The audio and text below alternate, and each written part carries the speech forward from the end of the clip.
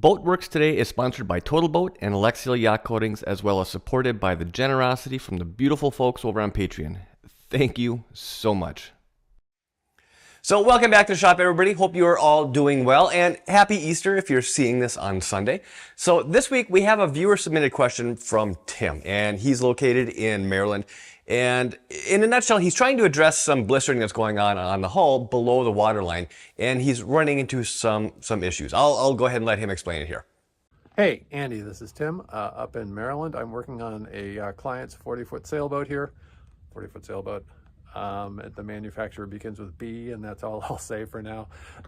I've been working for a couple seasons now on issues below the waterline with Gelcoat blistering, where I will expose a blister, kind of scrape it back with a scraper like that, get it exposed, do some sanding around the surface that I expose, and then tabbing around the edges, filling that with a thickened epoxy, thickened with fumed silica, fairing that out with Total Fair, and then going over it with a barrier coat, and then bottom paint on top of that. Okay, so a couple seasons of doing that. Usually I start with a small area and it gets a lot larger. This is what I'm looking at this year. So this is one of a couple spots, but I started with a small area here, and then using a scraper, just not giving it a whole lot of pressure at all. I'm scraping with my right hand and I'm left-handed. It doesn't take much to kind of get that stuff to come off.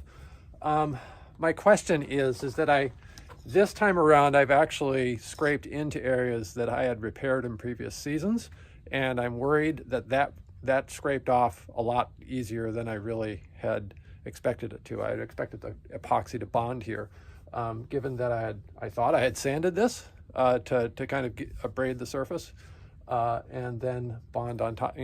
It didn't bond as much as I expected it to. So my question is, what's the best way to get an epoxy seal or a thickened epoxy layer on here to bond with the existing substrate? So anyway, that's the question. Hopefully that makes sense and gives you enough to go on. Thanks. So Tim, thank you so much for the question. Let's see what we can figure out here and get you started off on the right foot going forward for this spring. So in a nutshell, what I think he's running into is essentially surface contamination. Now, how it happened or when it happened, I'm not concerned about that. It really doesn't matter. But I think it's pretty safe to say that what he's running into is surface contamination. Now, there are some things that can be done that we're going to be talking about here shortly. Now, for one, when it comes to cleaning your surface, probably one of the best cleaners on the market that I am aware of is one that you mix your own, and it's TSP or trisodium phosphate that you mix in with some water, and then you go ahead and scrub the material. Now, this is a very alkaline, I think it's right, it's either, I'm pretty sure it's alkaline, not acidic, but it's a very strong alkaline cleaner, and it strips away wax, mold, grease, you name it. I mean, it cleans it.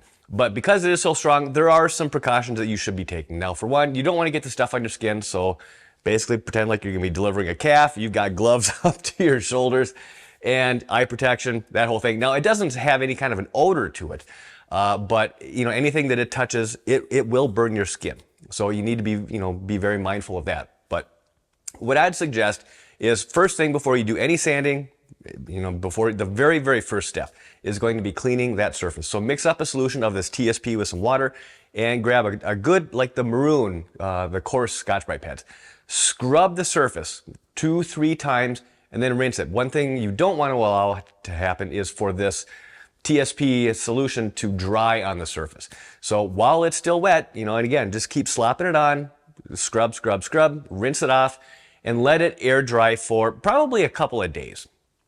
Then at that point, now the surface is clean. Now, what I think may have been happening in the past is that if this step was being cleaned, or even if you were using, a more mild cleaner, that may not have been able to cut what was actually on the surface.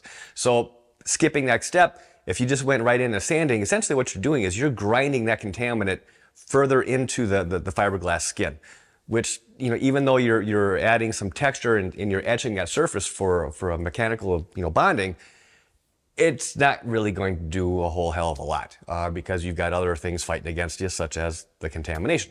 So now that the surface has been cleaned, it's been allowed to dry, Now the surface is safe to start sanding in. So now you've got a clean surface that you can go ahead and etch up. Now, as far as the grit, what I'd recommend going with is going to be something pretty coarse, 40, 60 grit, something along those lines. 80 grit would be probably the, I wouldn't go any more fine than 80, but preferably I would stick with 40 or 60. The name of the game is you want to scratch the living crap out of that surface so the epoxy has something to really grab onto. Now, at that point, I would go ahead, kind of belt and suspenders. That's just kind of how I roll. I would go ahead and I would clean the surface again. But this time, I don't really see the need to be using the TSP solution. You can just use a standard, surface dewaxer cleaner, something along the lines of this, right? You see me use that quite a bit, and it works great. So go ahead and give the surface another cleaning. Now, when it comes to mixing up your epoxy, there was one step, I reached out to him by email, and I haven't heard back with him, so I don't know if this was a step that he was doing or not. But what I would do is before you go ahead and you start applying your thickened epoxy, which, in your case, you were thickening with silica, which is perfectly fine. That's perfect, right? But what I don't know if he was doing was before he was applying that material, if he was going ahead and wetting out the surface with a coat or maybe two of unthickened epoxy. Again, one of those things that may have been happening is when he was, mixing up or thickening up his epoxy, it may have gotten too thick to where, the resin, it wasn't real wet. There just wasn't much, I guess, I don't know if it's soluble epoxy. I don't know if that's really a term or not, but I'm going to roll with it. But if the thickened epoxy was wet enough to actually have, enough meat there to stick onto the hull. Somewhat of a dry bond. Maybe that's the case. I don't know if it was or not. But if you go ahead and you pre-coat the surface with some unthickened epoxy, still catalyzed, that should eliminate any of that. Now, at that point, after that first coat has been applied, I would sit back and wait half hour, maybe even 45 minutes, depends on what kind of temperatures you're working in. But go ahead and let that epoxy start to kind of tack up a little bit. And then at that point, you should be perfectly fine to go ahead and thicken up your material, apply it, trowel it out, do whatever you got to do, and then walk away for the day.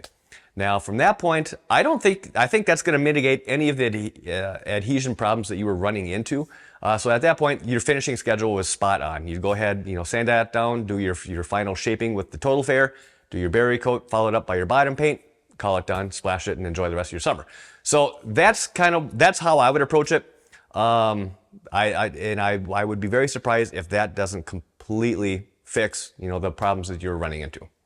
So, Tim, I hope this helps you out with your project. And either way, whether it does or doesn't, please let me know. Now it's kind of a personal curiosity kind of a thing. I suspect it's going to, kind of eliminate any of the issues that you're running into, but you don't know until you know, right? Now, if any of you have a project coming up that you'd like to, kind of throw my way, try to get some feedback on, I'll include a link to a video right up in here, which will go through and show you how to go about submitting that. And on that note, I'm going to switch gears a little bit and kind of fill you in on what I've got coming up personally here over the next couple of weeks, just so you don't think I've kind of fallen off a map or disappeared or, even worse, died. So hopefully not. So starting on Monday, this coming Monday, as in like tomorrow, if you're seeing this on Easter, I'm leaving again to head back to Rhode Island for a week-long project, hopefully to wrap up a week-long project with Total Boat. Now, this will be my second trip. The first trip that I went on was about 2 weeks ago. And it was shorter than what the second one's going to be, but we were able to get a lot sorted out and quite a bit done. But there's still a lot to be done. Now, I think everything went very, very well. I guess we'll wait and kind of see when we're actually going through all the video to see what we have to work with. But on the plus side, coming back from that, I should have a lot of content to kind of work together for videos over the next coming weeks and potentially coming months. Now, the reason that is important is because when I return from that second trip, which is going to be on that Sunday, I believe it's the 7th, 3 days later, then I finally go in for my surgery on my right shoulder. And I don't think that is going to be a real quick process as far as being able to get back up on the horse.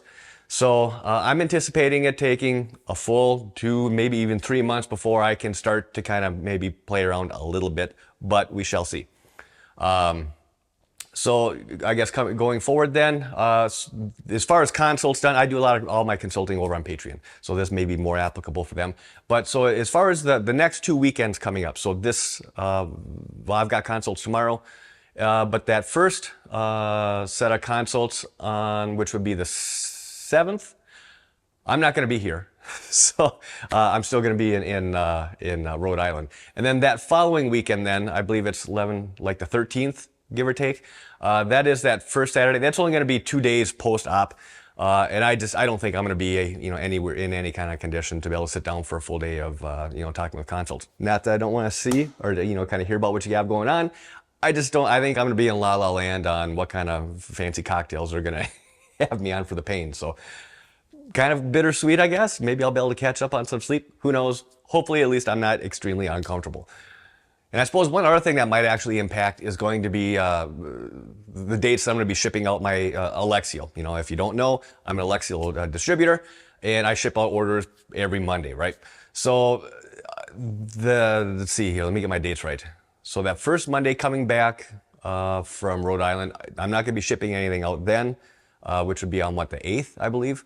And then that following Monday, I might be able to, depending on kind of where I'm at, because I'm kind of hoping I'm going to be leaning on my wife and my girls. So we'll see. So as far as I know, as far as getting Alexa orders out, I think it's just going to be that first week, the 8th, that is going to be a little dicey.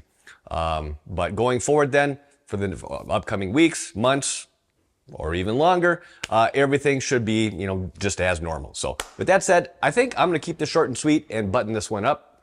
There's a ton of snow flying off the roof. So we didn't get snow all winter long. And then the 2 weekends that I'm actually gone in Rhode Island, we get a foot each time. Go figure. Anyways, so with that said, I'm gonna wrap this up. So as always, I hope you enjoyed this. I hope you found this helpful. And if you did, hit that thumbs up button. If you're not already subscribed, hit that subscribe button and the notification bell. Thank you in advance. I really appreciate it. If you have any questions, comments, feel free to leave those down below. I will do my best to follow up with you. And as always, I want to thank you for your time. Thanks for watching. Have a wonderful weekend. And I will see you soon. I'll see you as soon as I can. Wish me luck. This has been a BoatworksToday production.